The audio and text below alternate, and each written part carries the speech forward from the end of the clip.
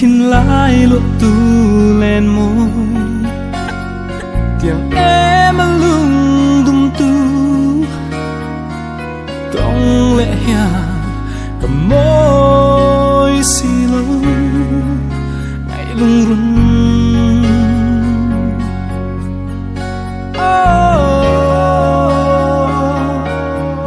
cắt thằng bé rất trẻ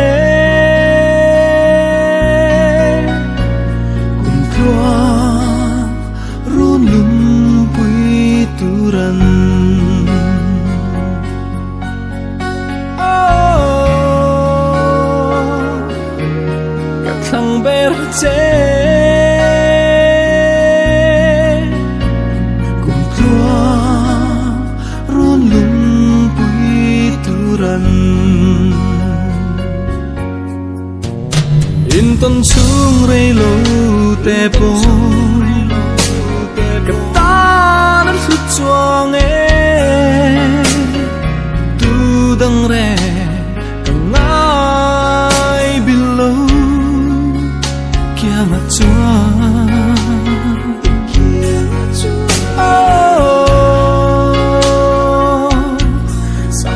trên dài reo long ô lung run bụi nhịp ni ôm lâu sắc mê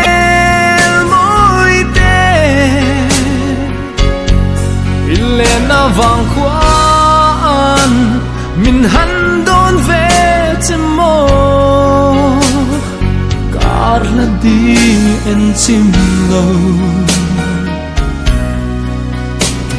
cái tan vu dễ lắm chê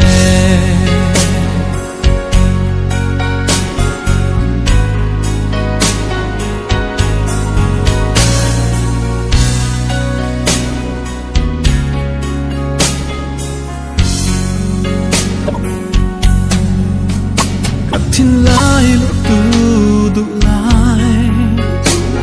cần cát lắm lắm mà sẽ cùng tuang rin ôm na bia thu vùng dê la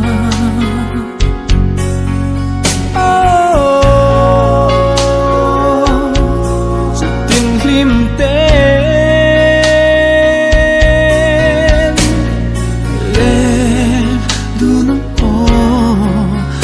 quang in nhịp ni ôm lâu sắc mê môi tê lên na vàng khoan mình hắn đón về trên môi cát la đi en chim lâu vu dê lăng chê cả ta vu dê lăng chê